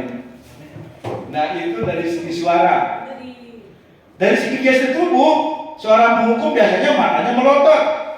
Contohnya Keras. Gitu kan? Gaya. Itu dari segi gestur tubuh. Tetapi bayangkan Bapak Ibu, kira-kira hasilnya apa dengan memposisikan diri sebagai penghukum? Apa kira-kira hasilnya kalau kita menjadi guru adalah sebagai penghukum? kami mengharapkan Lebih disiplin. siswa melakukan apa yang kita bangun. Iya. Siswa itu apa Pak Ju? Kan kita berharap siswa berperilaku sesuai dengan keinginan kita, misalnya. Baik, itu yang dimaksud. Baik. Sekali lagi kita refleks kepada hukum dan konsekuensi. Ketika kita berada pada si penghukum, hasilnya kadang-kadang itu kadang-kadang kita sedang bagaimana membuat sebuah peradaban tentang rasa balas dendam pada anak. Sebenarnya kita ketika berada pada posisi hukum ini adalah bagi kita secara tidak sadar sedang membangun sebuah peradaban atau karakter balas dendam pada anak. Entah dia balas dendam pada diri kita atau mungkin dia akan melakukan pada orang lain. Itulah yang terjadi. Itulah kadang-kadang ketika kita itu melakukan pada posisi menghukum. Bapak Ibu ya. Membuat rasa bersalah. Nah, ini agak sedikit lemah lembut dikit Bapak Ibu ya. Ini pada posisi biasa salah ini biasanya ya kita tidak secara langsung memberikan hukuman, tetapi secara halus Bapak Ibu. Secara halus ya, dari segi bahasa memang halus ya. Halus bahasa kita, tetapi efeknya itu adalah kita membuat menjadi anak itu menjadi lemas. Ya, lemas. kita dekati dia cara kita. Misalnya, ibu sangat kecewa sekali dengan kamu. Berapa kali Bapak harus memberitahu kamu ya? Ini adalah dari segi bahasa halus, tetapi membuat anak itu menjadi down mental. Kenapa? Dan efek yang ditimbulkan pada pembuat rasa bersalah ini adalah pada jangka waktu panjang, anak itu akan menjadi individu yang gagal, merasa gagal, dan itu sangat sulit untuk dibangun kembali. Ini lebih berbahaya daripada hukuman. Kalau hukuman biasanya sesaat, tetapi kalau ini akan berefek pada jangka waktu panjang. Karena apa? Karena nanti anak itu akan berpikir sebagai pribadi yang gagal, sehingga kadang-kadang anak ini melebu dulu lekan sini. Itu akan berefek pada kepribadian yang merasa gagal, Bapak Ibu ya. Ini berhati-hati kita ya, walaupun bahasa kita halus, jangan sampai anak itu menjadi down mental untuk mengembangkan dirinya. Lanjut, posisi yang ketiga, posisi yang lebih bagus sekali di Pak Jum. Ini Pak Jum bisa diam ya. Tadi Pak Jum mengatakan selama ini saya berada pada posisi teman katanya. Nah, coba kita lihat Bapak Ibu. Guru pada posisi ini tidak menyakiti Bapak Ibu ya. Biasalah kita kalau berteman bagaimana pendekatan yang digunakan dalam posisi adalah pendekatan persuasif Bapak Ibu. Ya, bagaimana cara bicaranya? Tentu kalau seorang teman, gaya bicaranya lemah lembut, dekat, care, Bapak Ibu. Ya, itu ya. Orang yang berada pada posisi teman ini kadang-kadang bagaimana itu biar berupaya memanjakan anak, memanjakan orang lain yang dikontrol tersebut. Ya, misalnya, ayolah nak, demi bapak atau demi ibu, ayolah nak, kan seperti itu. Kira-kira dengan memposisikan seperti teman ini baik tak? Baik ya, menurut Pak Jum ya. Tapi kira-kira menurut teori dia Glosen, ternyata posisi teman ini pada jangka panjang akan menjadikan anak itu menjadi pribadi yang ketergantungan. Kalau Bapak ingat ya, kalau orang yang suka mengontrol posisi teman, kadang-kadang anak itu akan nurut kepada orang yang memanjakannya. Ketika nanti guru lain tidak mau, ya coba rasakan. Kira-kira Pak Jum merasakan tak itu? Saya rasakan. Ya, ketika Pak Jum nanti yang menyuruh, oke jalan. Ketika saya datang, tidak ada yang mau. Benar. Karena itu adalah ada rasa ketergantungan pada posisi teman ini. Ya, ini anak-anak itu merasa tergantung, sehingga mungkin ini yang terjadi mungkin di suasana sekolah kita adalah hanya patuh kepada seseorang, tapi tidak mau mematuhi orang lain, guru yang lain, Bapak Ibu ya. Lanjut karena waktu. Yang ketiga, pemantau. Ya, kira-kira kalau Bapak Ibu pernah di pemantau? Pernah. Kira-kira pada pemuda apa yang Bapak Ibu lakukan? Melihat, mengawasi, ya. Nah, kita coba pada teori Glosen ini ya. Pada teori Glosen, seorang pemantau dia akan melakukan tindakan-tindakan itu, pengontrolan itu berdasarkan data, Bapak Ibu. Dia selalu melakukan tindakan berdasarkan data. Yaitu apa data kita? Tentu di data kita di sekolah adalah kesepakatan dan keyakinan. Itu menjadi data kita. Seorang pemantau dia tidak akan, ciri-ciri seorang pemantau adalah dia akan lebih formal dalam berbicara. Dia akan lebih tegas dalam berbicara. Dan biasanya seorang pada posisi pemantau ini akan memberikan rasa efek pada anak itu rasa tidak nyaman, Bapak Ibu. Ya, contohnya misalnya ada anak yang tidak mau mengerjakan tugas, misalnya tidak mengerjakan tugas, misalnya tidak mengerjakan tugas, misalnya. Nah, kamu tahu keyakinan kelas kita Atau kamu tahu peraturan kelas kita? Tahu Pak? Kalau begitu, sekarang apa konsekuensinya? Nah seperti itulah seorang pemandu. Dia tidak akan pernah, dia selalu berbicara berdasarkan data. Data itu apa? Keyakinan ataupun kesepakatan kelas yang sudah dibuat, termasuk dengan konsekuensi yang ada. Ketika anak itu melakukan kesalahan atau tindakan yang salah, dia tahu konsekuensinya, maka seorang pemandu akan langsung memberikan konsekuensi daripada data yang sudah ada. Itulah sehingga efeknya kadang-kadang seorang orang yang dipandu tersebut merasa tidak nyaman. Bayangkan ya, kalau seandainya kita sebagai seorang pemantau misalnya, anak sudah tidak nyaman lagi dengan kita. Kayak itu Pak Pikir di grocery di apa sih, bisa di Apola atau lagi belanja, ada aja yang mantap. Kayak apa? Nyaman enggak? Nggak nyaman kan? Nah bayangkan kalau kita berada pada posisi pemandu tersebut, anak kita begitu buyun lagi masuk. Ada doang alasannya kan?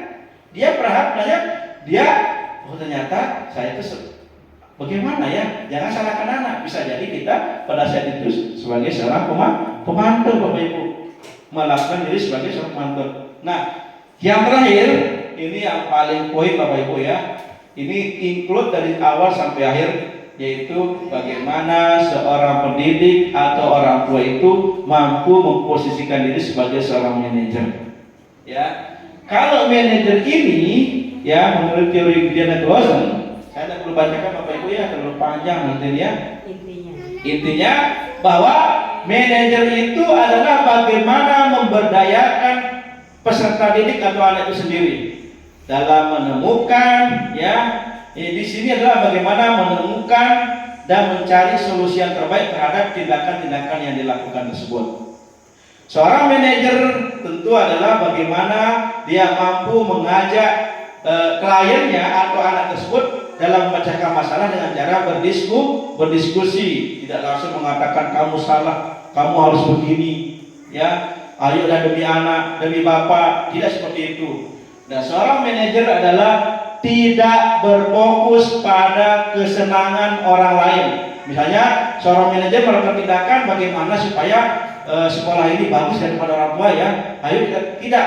Sebenarnya seorang manajer bagaimana dia fokus terhadap bagaimana membangun sebuah komitmen, sebuah keyakinan pada dari anak tersebut bahwa dia mampu melakukan tindakan dan mampu menemukan solusi yang terbaik untuk memecahkan masalahnya tersebut.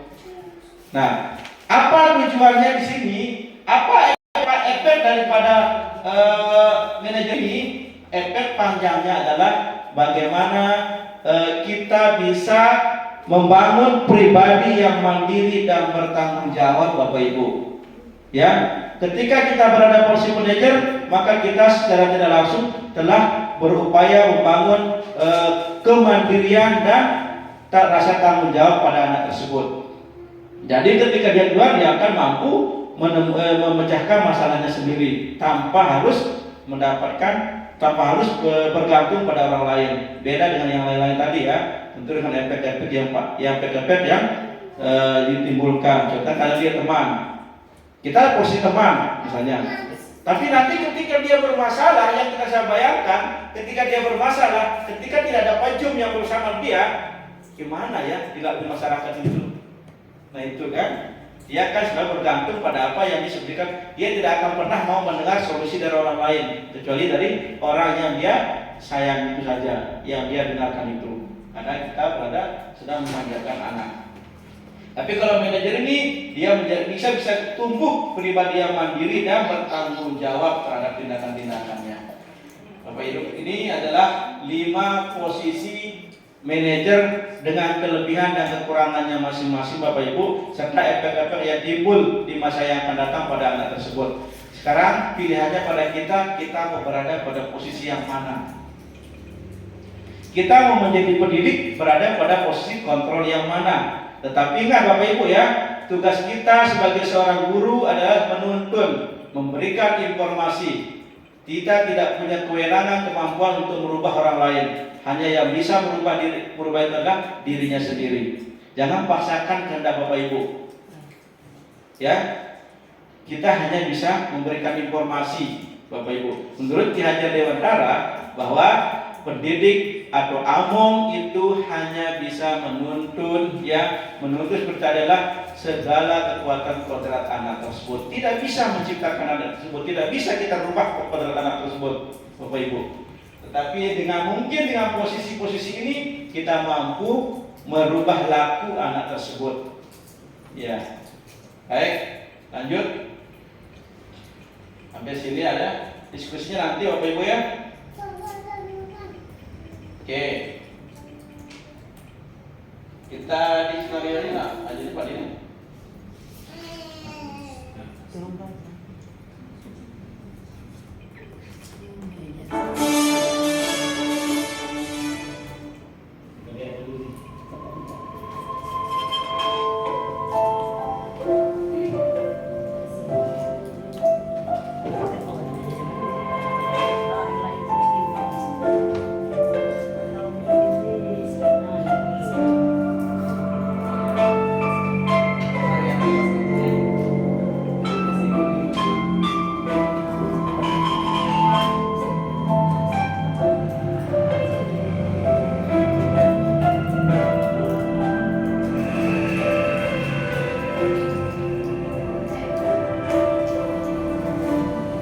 Selamat siang Bunda. Siang Pak. Bunda sudah sholat zuhur? Sudah Pak. Ya Alhamdulillah. Bunda tahu tidak kenapa Pak Hendra panggil ke sini? Enggak tahu. Nggak tahu. Ya. Bunda tadi saat ulangan waktu di kelas Pak Hendra melihat Bunda melihat jawaban temannya. Tadi teman sebelahnya Azumi. Bunda melihat jawaban temannya atau mencontek. Betul atau tidak Bunda? Betul Pak. Betul. Ya, mencontek itu perbuatan yang baik atau tidak baik? Nah? Tidak baik. Perbuatan tidak baik. Ya baik. Setiap manusia pasti pernah berbuat salah. Termasuk Pak Hendra juga pernah berbuat salah. Bunda pun juga pernah dengan mencontek tadi. Termasuk kita berbuat sebuah kesalahan. Tapi Pak Hendra di sini bukan mau mencari siapa yang salah, tapi Pak Hendra mau membantu untuk mencari solusi supaya Lukna tidak mencontek lagi. Nah, Lukna pasti punya alasan kenapa Lukna ini mencontek. Coba cerita sama Pak Hendra. Apa sih alasannya? Tadi malam tidak belajar. Tadi malam tidak belajar. Kenapa tidak belajar? Mainan atau tidur? Mainan. Mainan. Baik. Nanti ketika Lukman tidak belajar, akhirnya tidak bisa mengerjakan soal. Betul. Ya. Lukman masih ingat tidak keyakinan kelas kita yang sudah kita buat pada pertemuan awal dulu? Enggak. Ingat apa namanya keyakinan kelas kita? Jujur. Dalam bertindak. Iya. Lukman yakin bahwa sifat jujur itu kita perlukan dalam diri kita. Yakin? Sifat jujur itu baik untuk kita? Iya. Baik. Kalau kita sudah yakin, kira-kira apa yang harus kita lakukan supaya kita ini tidak mencontek? Karena mencontek ini perbuatan yang tidak jujur. Nah, apa yang harus kita lakukan supaya kita tidak mencontek kembali?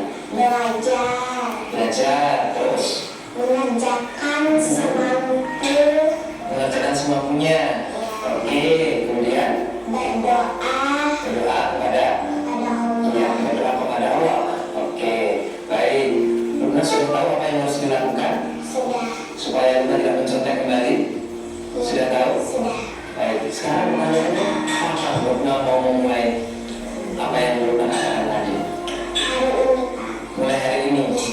Baik, mulai hari ini Luna akan melakukan apa yang sudah dikatakan tadi, belajar, mengerjakan sesuai kemampuan, kemudian berdoa kepada Allah.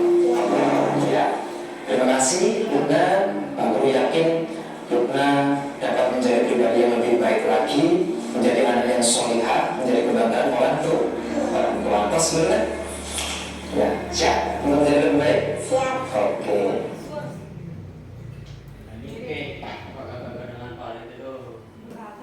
Baik Bapak Ibu, tadi kita lihat video ya. Ini video tadi itu ada kaitannya dengan materi ini tentang segitiga restitusi. Segitiga restitusi ini adalah salah satu teori dalam rangka membangun budaya positif di sekolah pada konteks pemecahan masalah. Ya, setiap teori ini ada manfaatnya dalam membangun sebuah budaya positif. Dan yang terakhir adalah di sini adalah segitiga restitusi adalah salah satu teori untuk membangun budaya positif dalam rangka pemecahan masalah. Ya, bukan hanya pada siswa, tapi juga pada diri kita sendiri. Ini penting Bapak Ibu ya. Kalau Bapak Ibu bisa menjadi seorang pendidik, kalau mau jadi seorang orang tua yang bagus, maka mungkin segitiga restitusi bisa bermanfaat Bapak Ibu. Bukan hanya di sekolah, tapi untuk anak-anak Bapak Ibu. Itulah kenapa kalau kita lihat sekarang anak-anak itu adabnya tidak ada, darah jamak anak-anak seperti itulah. Karena konsep pemecahan masalahnya tidak kita jalankan dengan baik. Baik Bapak Ibu ya. Segitiga restitusi juga dipelopori oleh Diana Rosen ya. Dia seorang psikolog Amerika Bapak Ibu. Psikolog, bukan seorang pendidik, itu psikolog. Ya. Nah, dari segitiga restitusi ini ya ini Bapak Ibu ya. Segitiga restitusi itu memiliki 3 langkah Bapak Ibu ya. Yang pertama menstabilkan identitas, memvalidasi tindakan, menanyakan keyakinan. Inilah 3 tahapan yang kalau kita jalankan insya Allah anak itu akan menjadi pribadi yang mandiri dan bertanggung jawab. Nah, di segitiga restitusi ini Bapak Ibu ya, ini yang diadopsi adalah memposisikan diri sebagai seorang manajer. Inilah tindakan-tindakan yang dilakukan seorang manajer ketika melakukan pemecahan masalah. Ibu. Nah, sekarang kira-kira menurut bayangan Bapak Ibu paham tidak ini menstabilkan identitas, validasi tindakan, menanyakan keyakinan itu, menstabilkan itu menurut Bapak Ibu apa kira-kira? Stabil ya. Seimbang. Kira-kira menstabilkan itu apa ya? Konsisten. Hah? Konsisten. Konsisten. Bu Pak tadi bilang? Seimbang. Seimbang. Oke, baik ya. Menstabilkan ada konsisten, ada juga mengatakan seimbang. Nah, dari teori segitiga restitusi tersebut ternyata menstabilkan identitas adalah bagaimana kita itu ya, ini Bapak Ibu nanti dibaca Bapak Ibu ya, kalau saya bacakan. Menstabilkan identitas dalam konsep pemecahan masalah, bagaimana seorang manajer, ini manajer Bapak Ibu ya, karena posisi segitiga restitusi adalah posisi pengontrol sebagai seorang manajer Bapak Ibu, tidak berlaku yang 4 itu. Pada menstabilkan identitas ini, bagaimana seorang manajer mampu ya, guru juga ya, mampu menstabilkan masalah anak tersebut. Artinya apa? Bahwa kita pada tahap ini adalah bagaimana memandang masalah anak tersebut bukan sebagai suatu masalah pada anak tersebut. Bagaimana memberikan keyakinan pada anak tersebut mereka sedang berada menuju pada kesuksesan. Artinya membawa ya, transformasi masalah yang ada menjadi sebuah kesuksesan. Artinya jangan sampai kita anak kita tekan sebagai masalah. Tapi bagaimana kita itu berupaya memberikan stimulus kepada anak tersebut bahwa mereka itu sedang berada pada sukses. Jadi kalau anak itu sudah merasa dibanggakan dengan masalahnya tersebut, dia sudah merasa bahwa dia sudah melakukan suatu tindakan kesuksesan, maka dia akan secara terbuka untuk mau diajak berdiskusi Bapak Ibu. Bayangkan kalau kita misalnya ada masalah terhadap anak tersebut, kita paksa dia terhadap masalah tersebut, saya yakin dia akan sulit untuk menjawab. Ingat, kita kembali kepada teori awal tentang teori tindakan bahwa di kebutuhan dasar manusia, bahwa setiap tindakan yang dilakukan orang itu semata-mata adalah bagaimana dia itu berupaya memenuhi kebutuhan dasar. Nah, dan salah satu adalah ketika orang itu berbuat tindakan yang salah atau negatif, pada dasarnya mereka sedang gagal untuk memenuhi kebutuhan. Nah, bagaimana supaya kebutuhannya itu bisa kita kita transformasi ke mereka menjadi orang yang sukses, sedang berada pada tahap orang sukses. Contohnya di sini ya, kita bagaimana posisi cara kita bertanya pada anak Bapak Ibu ya. Mana dapat ini? Bentar, dapat yang tadi ya. Tadi itu seperti video tadi Bapak Ibu ya, ketika dia bertanya kepada anak itu, dia tidak langsung, dia berupaya bagaimana anak itu merasakan diri tidak bersalah. Ya, bagaimana nak kamu tahu? Oh iya, semua orang pasti sudah berbuat salah. Kamu bapak juga pasti pernah berbuat salah. Kan begitu. Yang kita bisa lakukan nanti untuk bagaimana memahami sekitar restitusi ini dengan baik. Kalau memang Bapak tertarik, nanti kita akan bahas daripada kegiatan-kegiatan yang lain dalam rangka kita bagaimana menyelesaikan permasalahan anak di sekolah sehingga terwujudlah budaya positif di sekolah kita. Nah itu. Yang kedua, validasi tindakan.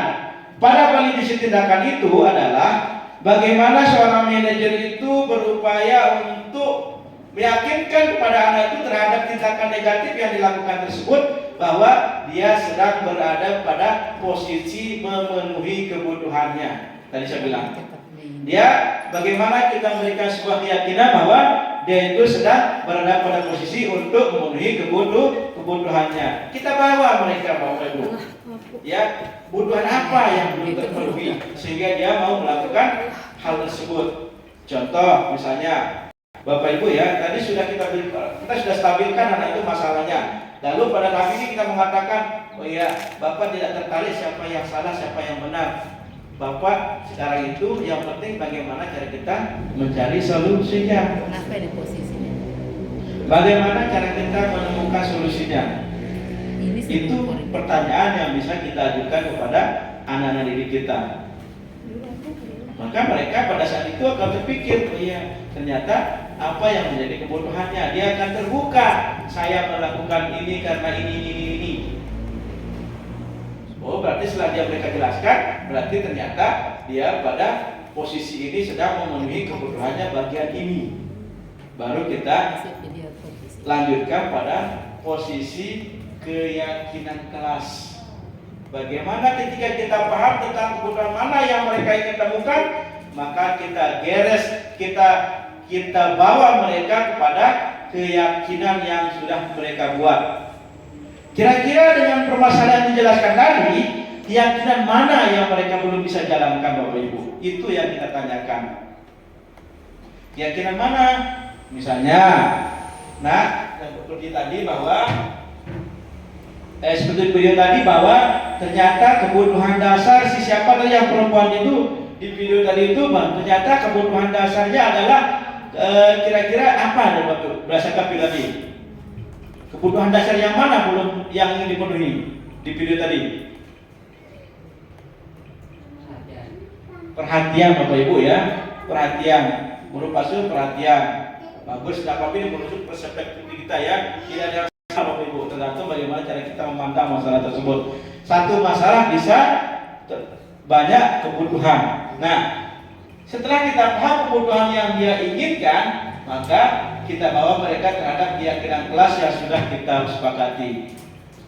Seperti tadi perhatian, kira-kira pada keyakinan kelas. Nah, kamu masih ingat tak keyakinan kelas kita? Masih ingat Pak? Kan misalnya kan belajar dengan giat dan tekun misalnya. Kalau begitu, kan seperti tadi. Kalau begitu kira-kira bagaimana cara kamu sekarang? Kalau seperti itu. Ya Pak, saya akan begini-begini. Itu sudah pada posisi mereka mau bertanggung jawab. Nah, setelah mereka bisa memberikan sebuah pernyataan seperti itu, maka tugas kita sebagai seorang guru, sebagai seorang manajer adalah memberikan apresiatif. Itulah namanya dalam visi adalah apresiatif, Bapak Ibu ya. Jadi kita harus betul-betul memberikan apresiatif terhadap kekuatan-kekuatan yang dimiliki oleh anak tersebut. Ketika tahapan ini kita bisa jalankan Bapak Ibu, saya yakin maka anak-anak kita di sini akan menjadi pribadi yang mandiri dan bertanggung jawab. Ini yang menjadi impian kita Bapak Ibu. Bagaimana anak ini bisa mandiri dan bertanggung jawab sehingga relevan dengan filosofi Ki Hajar Dewantara tentang kemerdekaan. Kemerdekaan bukan hanya terbebas dari intimidasi orang lain, tapi kemerdekaan adalah bagaimana seorang itu bisa mandiri dalam menentukan kebutuhannya sendiri. Ya, itulah namanya inti dari kemerdekaan menurut Ki Hajar Dewantara. Jadi kemandirian itulah yang namanya kemerdekaan yang hakiki. Kalau kita masih tergantung sama orang lain, masih bergantung pada upaya-upaya orang lain, sejatinya kita itu belum merdeka Bapak Ibu. Jadi kurikulum saja yang merdeka, tapi kita masih bergantung gitu. Itu ya Bapak Ibu ya. Dari inilah materi terakhir yang kami terima kasih atas perhatian atas Bapak Ibu dari awal sampai akhir tadi. Kalau memang ada yang mau diskusikan, kita diskusikan. Kalau memang tidak ada, kita cukupkan gitu Bapak Ibu. Oke, ada? Mungkin bagaimana gambaran Bapak Ibu ke depannya setelah melihat materi, saya mau jadi posisi apa gitu. Pokoknya saya mau jadi ini, ya gitu. Jangan sehingga setelah materi ini diharapkan Bapak Ibu punya paradigma pendidikan baru gitu, paradigma baru terhadap budaya-budaya di sekolah kita. Itulah harapannya kenapa ini kita lakukan supaya bisa memberikan pengimbasan pada Bapak Ibu bahwa ternyata di sini ada ingin melakukan perubahan, ya prakarsa perubahan paradigma baru seperti visi misi kita kemarin. Kalau memang tidak ada, saya cukupkan dan terima kasih. Assalamualaikum warahmatullahi wabarakatuh. Waalaikumsalam warahmatullahi wabarakatuh.